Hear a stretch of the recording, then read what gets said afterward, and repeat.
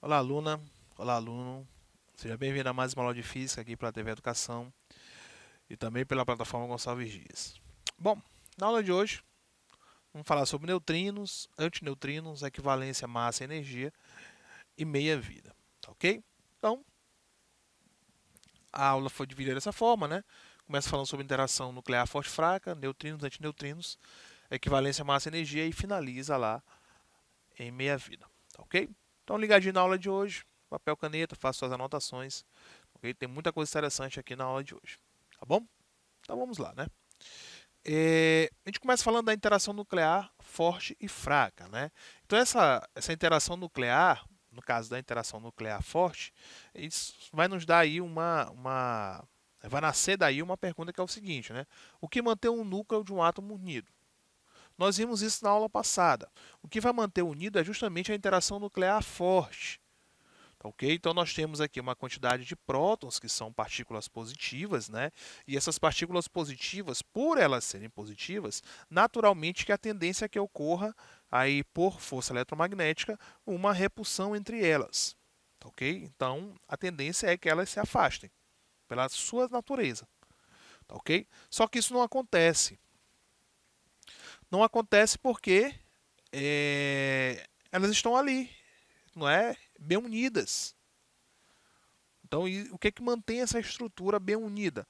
É a interação nuclear forte. São partículas subatômicas que nós chamamos de quarks e de gluons. Certo? Então, esses quarks e esses gluons é que vão fazer esse papel de manter essas partículas, né, bem unidas, ali, bem próximas. Lembrando que prótons e nêutrons não são partículas elementares. Elas são compostas por essas partículas menores, que são os quarks. Ok? Esses quarks, sim, serão partículas elementares, mas os prótons e os nêutrons não. Tá ok? Então, a única explicação que se tem para que essas moléculas, né, essas partículas, elas permaneçam unidas, né, essas partículas de próton, né, é justamente porque existem estruturas menores do que elas que vão fazer esse papel de mantê-las unidas. Essa é a interação nuclear forte. Tá ok? No caso da, né, então tá aqui, ó, os quarks e os gluons que vão formar essa partícula, né, esse próton e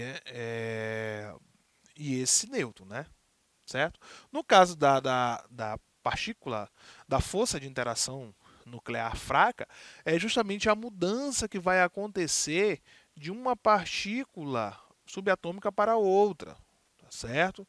Então, por algum motivo, vai acontecer essa mudança de uma partícula para outra, e com isso nós vamos ter a emissão aí de alguns elementos que nós vamos falar já já, tá certo? Então, nós temos aqui, ó,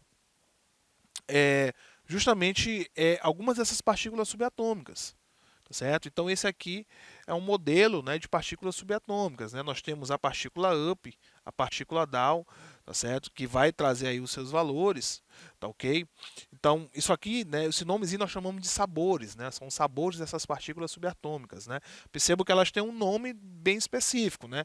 Charme, stranger, né, que é estranheza, top, bottom, tá ok? Que são os nomes em inglês, né? Então esses são os quarks, aqueles que estão presentes lá. Nós temos os leptons também. E nós vamos falar aqui desses leptons, né? Em algum momento. Ó. O elétron você já conhece. O elétron ele é um lepton, ele está ali, não é? Circundando o núcleo, né, atômico, né, no seu movimento discreto. Nós temos os muons e os taus, que são partículas também subatômicas, que são bem presentes. Né? Algumas partículas que nós chamamos de partículas que elas acabam tendo um tempo de vivência muito pequeno. Tá, ok? E para cada uma delas nós temos o seu neutrino. Ó. Neutrino elétron, neutrino muon e neutrino, né, tal. Nós iremos falar já já o que são esses neutrinos. O gluon ele aparece aqui, ó, tá certo? Já é um bóson, um tipo de bóson, né? O gluon, o fóton, certo? O fóton que vem lá da luz, tá certo? E nós temos aí, ó, o bóson, né? O bóson Z e o bóson W. Iremos falar também já sobre eles, certo? E nós temos aqui também um bóson de Higgs, né? Esse bóson de Higgs que foi importante, né, para a detecção dele foi importante justamente para os modelos, né, de evolução do universo que nós temos atualmente, né? Tá, ok? Então, essa tabelazinha aqui, certo? Essa tabela é uma tabela que nós utilizamos, essa é uma tabela, né, bem recente, vamos assim dizer, né, moderna, justamente para os elementos, né, ou as partículas subatômicas. Tá, ok? Algumas delas nós já conhecemos, falamos bastante do elétron, falamos, né, do fóton já há muito tempo. Tá, ok? Outros vão gerar estranheza para a gente, tá certo? Outros vão gerar estranheza para a gente, né? A partícula up, a partícula down, né? Um gluon, por exemplo, tá certo? Então elas vão gerar essas estranhezas para a gente, tá ok? Bom, certo? Só para lembrar onde que elas aparecem, olha aqui, no caso do fóton, né, no caso, desculpa, do átomo, né, nós temos o próton e o nêutron. Lá dentro dos prótons e dos nêutrons nós encontramos esses tipos de partícula, né, como os quarks e os gluons, né? Os quarks, que são essas partículas aqui, não é? Certo? Essas 6 partículas aqui, dessa coloração violeta, e o gluon que aparece aqui, ó, nessa tabela bem em cima em vermelho, tá ok? Então, elas vão estar ali. E nós temos o elétron. Olha só onde o elétron está, certo? Na eletrosfera. O elétron, né, é um tipo de lepton, tá bem aqui, ó. Nós temos o elétron aqui, ó. Tá ok? Certinho? Bom, então vamos falar do neutrino. Né? O neutrino que aparece aqui, né? Nós temos o neutrino elétron, o neutrino muon e o neutrino tau. Vamos entender o que é esse neutrino, tá bom? O neutrino é uma partícula subatômica, certo? Como o elétron, certo? Por exemplo, que não tem carga magnética, certo? Isso que não tem carga magnética é um probleminha, né? Vamos entender o porquê. Isso faz com que ele não seja repelido ou atraído por outras partículas presentes na natureza, certo? O que torna sua interação com a matéria muito rara e praticamente indetectável, tá ok? Então, um neutrino, por conta disso, ele primeiro foi pensado, certo, como, né, uma teoria, um modelo, para depois se criar uma tecnologia para a sua detecção, certo? Mas ele não foi pensado aleatoriamente, ele foi pensado por causa de evidências deixadas na natureza, logicamente, tá certo? Então ele foi pensado justamente por conta dessas evidências e depois ele foi detectado. Com o passar do tempo ele foi detectado, certo?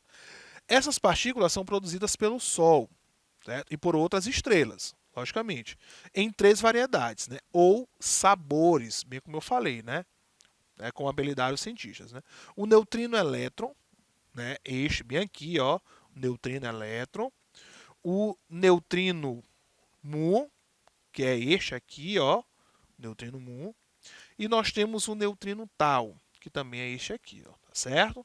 Então esses são os neutrinos.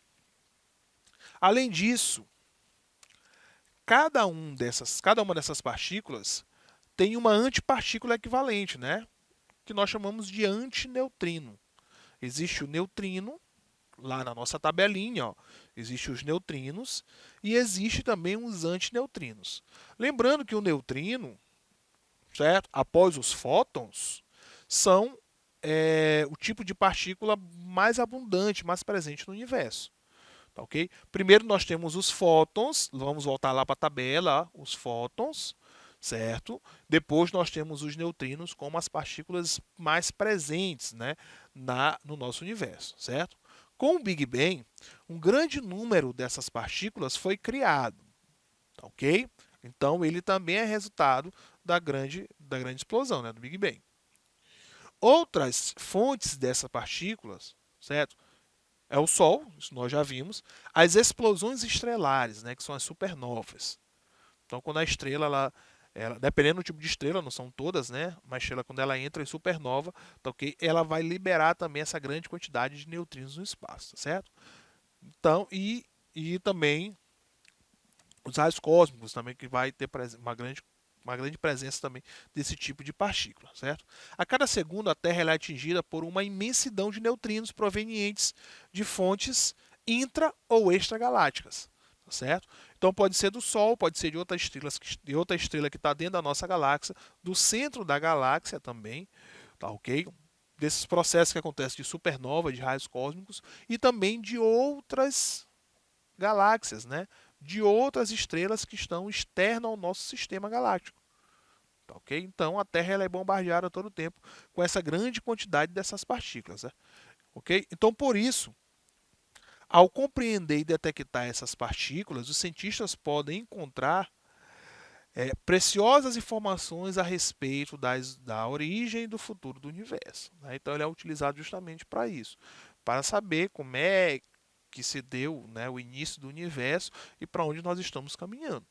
Tá, ok? Então essas partículas elas servem para esse tipo de detecção. Tá, ok? Então é utilizado aqui, ó, esse grande tanque. Tá, ok? Esse grande tanque ele tem aqui uma mistura, né, de alguns elementos embaixo, tá, ok? E ele tem esses detectores. Esses detectores, né, essas bolinhas, eles são detectores que são bem sensíveis, né? E eles conseguem detectar a presença desses neutrinos.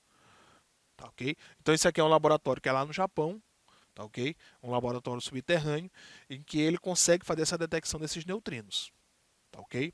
Então no momento que ele é bombardeado por esses neutrinos, essas fotocélulas elas conseguem receber, né, perceber a presença desse tipo de partícula, tá certo? Bom, e o que é o antineutrino? Vamos lá. O antineutrino são as antipartículas dos neutrinos.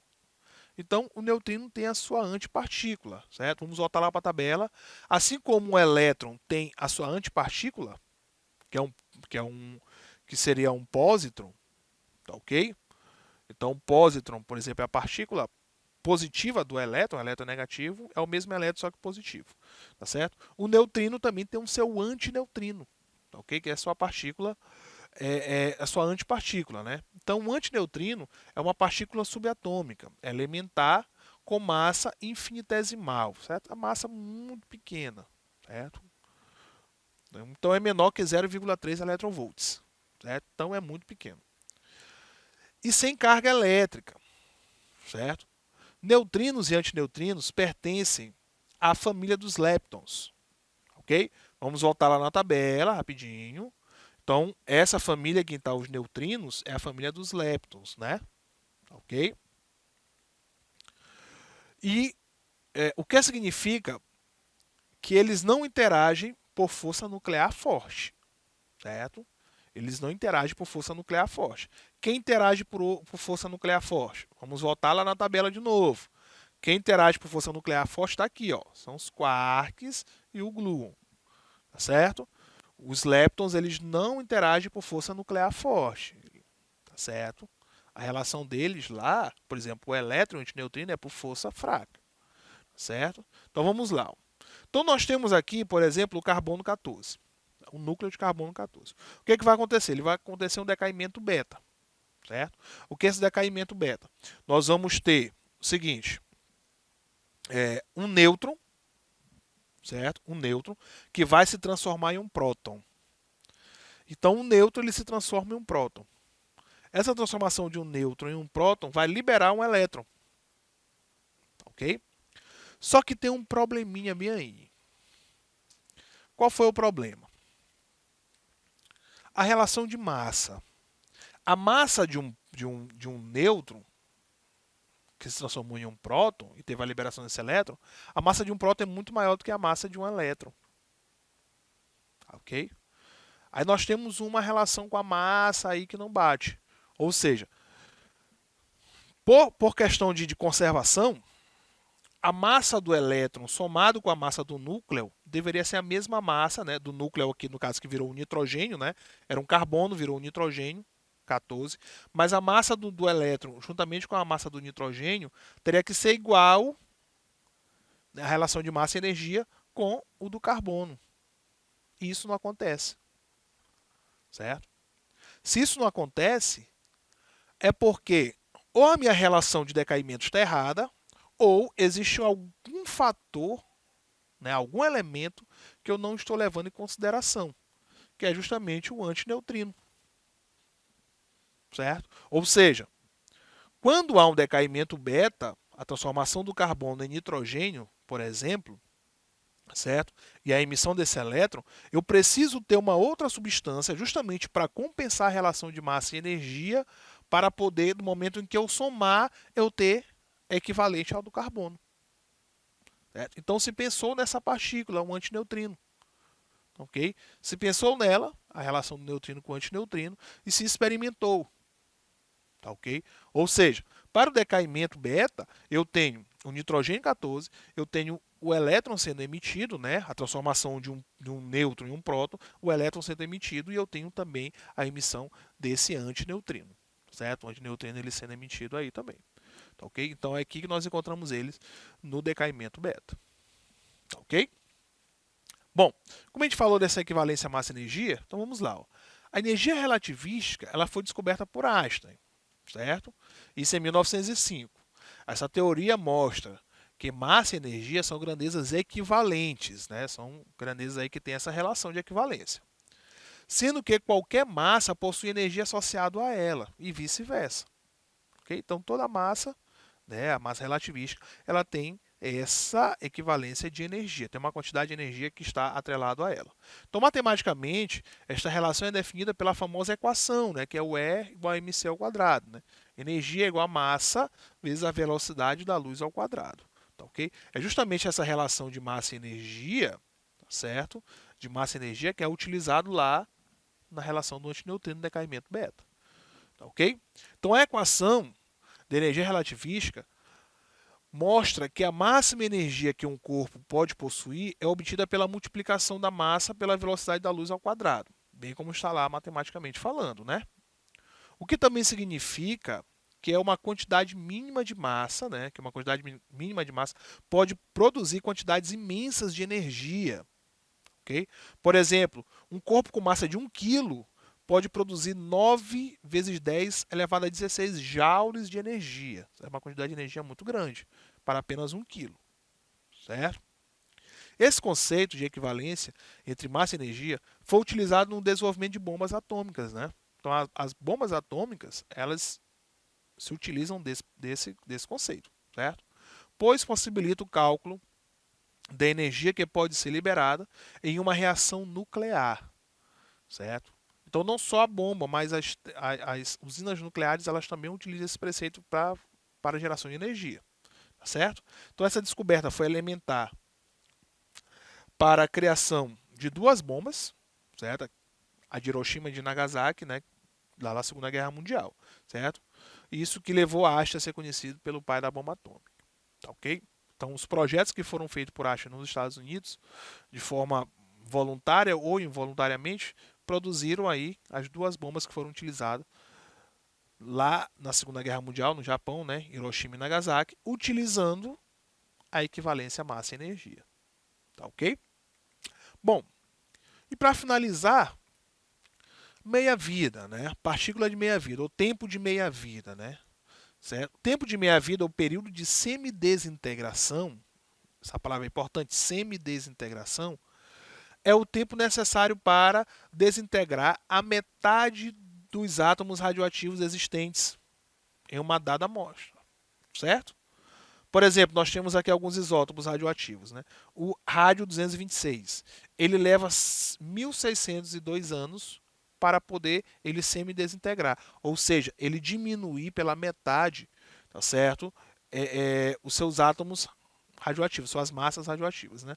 O césio 137, ele demora 30 dias para ter esse decaimento. Tá, ok? O irídio 192, ele demora 74 dias para esse tempo de desintegração. E o ouro 198 ele demora 2,7 dias. Tá, ok? Então nós temos esses isótopos radioativos, alguns exemplos. Então como é que a gente vai fazer isso? É muito simples. Ó. A massa de meia-vida é a massa inicial dividido por 2 elevado a x. Esse x é o tempo de semidesintegração. Por exemplo, o césio 137 ele demora 30 anos. Então eu pego a amostra, 100% é 30 anos. Então ele vai cair 50% depois de 30 anos. Depois de 30 anos ele cai para 25, por aí vai. Se a gente pegar em números aqui, ó, 30 gramas, ele vai demorar 30 anos para se transformar em 15. mais 30 para se transformar em 7,5. É sempre a metade. Tá ok? Certo? Então eu tenho a amostra inteira, 30 anos para ele cair pela metade, 30 anos para ele cair por 1/4. Então eu posso fazer direto por esta equação. Tá ok? Então com essa informação nós finalizamos a aula de hoje e até a próxima.